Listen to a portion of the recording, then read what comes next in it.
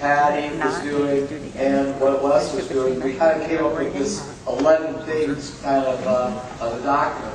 And what was great is, JD basically from scratch going into the fall campaign busted out $160,000 this fall. He was averaging pretty close to 11 grand a week on this program. So he's got some really great things to share with you about the genesis of this, where it's coming from. So I'm going to turn it over to him right now. Come on up, Jamie.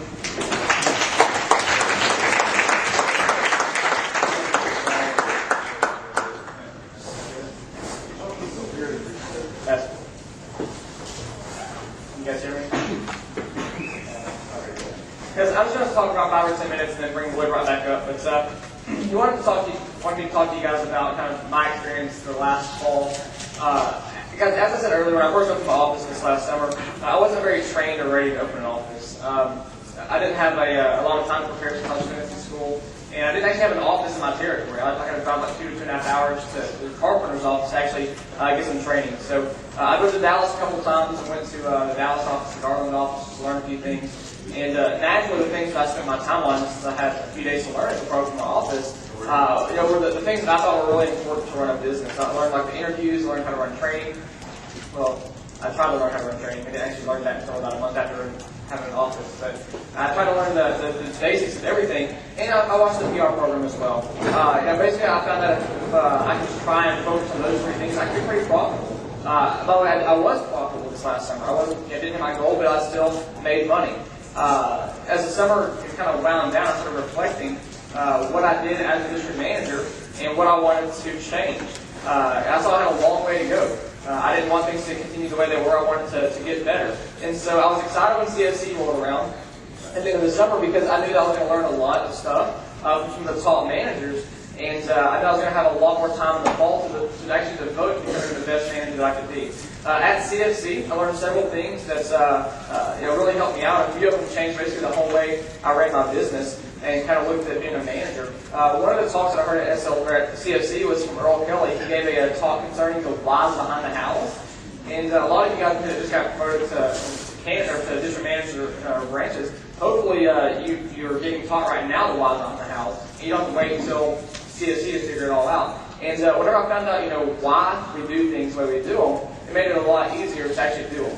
And just made it a lot easier to be a district manager. As a rep, my motto was to work smarter, not harder. Tell my reps that all the time. And at CFC, I learned how to work smarter as a district manager. Once I learned the reasons of why we do things, it made it a lot easier to actually do it. I began to see how a proper scheduling PC, like Patty and some of these guys are going to talk about here in a few minutes, I began to learn how doing a proper PC can basically add $1,000 in sales to your office that week. I started thinking, wow, if I could just motivate my reps to do 5 to 7 more appointments this week, and they would have done if I didn't meet with them, I could have $1,000. And I found out whenever I was working there that I began to see how PDI could help hold my reps accountable to doing phone time and being at team meetings. I began to see how being aggressive and active advertising could add 30 to 40 to 50 reps a campaign to my office. I began to see that if I made my team meetings more fun and exciting, my reps would actually want to show up. Because I had more people show up to team meetings in the fall than I did in the summer. Our office was actually like a summertime district office in the fall. Or in the summer it was actually like a spring or fall. And so it was completely different because I decided to do things a different way. I can't wait till this next summer. I began at CFC to see how I could have some focus time for myself and my staff, and that would actually help us get more stuff done at our office and help our office grow. I decided to have a weekly staff meeting this fall. Because I had developed the staff over the summertime where I could kind of teach them how to do things in the office, and we could kind of reflect on the previous week and the numbers and look forward to the next week and make sure things were getting done. I realized the power of the PR program when Michael Dawson talked about it at CFC. I remember him talking about the revenues versus the expenses. I was like, holy crap, I don't have more PRA coverage. It's just a no-brainer. And I started seeing all these things, and my eyes were open for the very first time after running my office for 4 months. And I was like, wow, I wish I'd known this stuff before. I did, I just never listened. I realized that I wasn't utilizing a key staff program. I ran 1 key staff meeting all summer, my first summer. I wasn't running phone jams. I'd have a phone jam schedule, nobody would show up. I began to see how there's oftentimes I forget about my reps finishing their fast start when the new training class came around. I just forgot all about it. I was like, who cares about that? I'm going to do training class.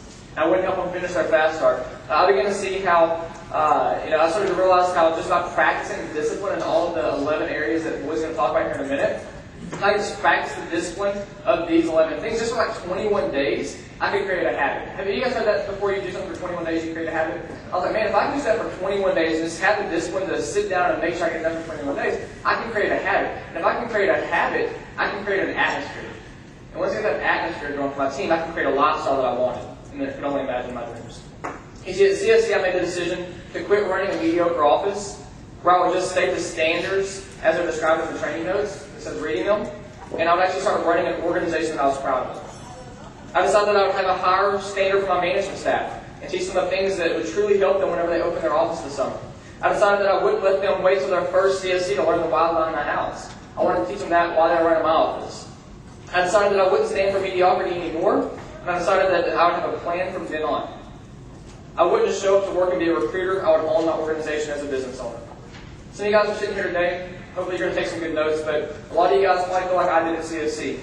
You're tired of having an average office or a below average office, and you're ready to take it to the next level. Guys, if that's you, I highly encourage you guys to take great notes when Boyd gets up here. Take great notes when all these guys come here and talk about taking to the next level with PCs. And during CFC, guys, I took the best notes I've ever taken. Every person I was looking at, I was always taking as many notes. I saved it, I read over them whenever I got home. And I created a do list. I had a separate Word document to the side. And I'd hear something like, wow, that's good. So I'd type it in my to-do list. And right when I got home, I had like 12 things on my to-do list. I had on my calendar, on my desk. Every day I'd get up and sit, making sure I was getting those to-do lists, getting those things done. I told my staff this last fall, whenever I came back from CSC, that our motto is going to be the same motto as our region: be aggressive. And if we didn't hit our goal of being number one in the nation for the fall or catching Lauren Bing for the year, it wasn't going to be because we weren't aggressive enough. It was going to be because she was better than us. And I told our guys that we were going to be aggressive no matter if we mess up on things. We were doing it for the first time, so if we mess up, that's no big deal, but we're going to make sure we're doing it. I taught my staff that more this last fall than I ever learned in the year before. And we did finish number one for the fall in the nation. We did pass Lauren. Thanks again. We did pass Lauren for the year, which is pretty exciting. So we did hit our goals. And I'm telling you guys, it was because of these 11 things that you're going to learn more about and learn how to implement in your schedule on a week-to-week basis. This fall, we didn't do anything special.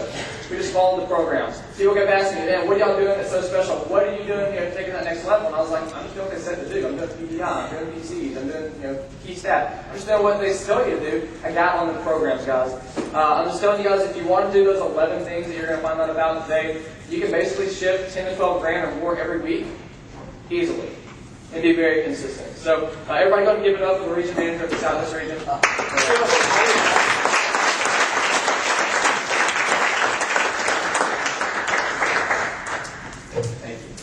You know, no disrespect to Tyler, but Tyler's not the largest district territory that we have.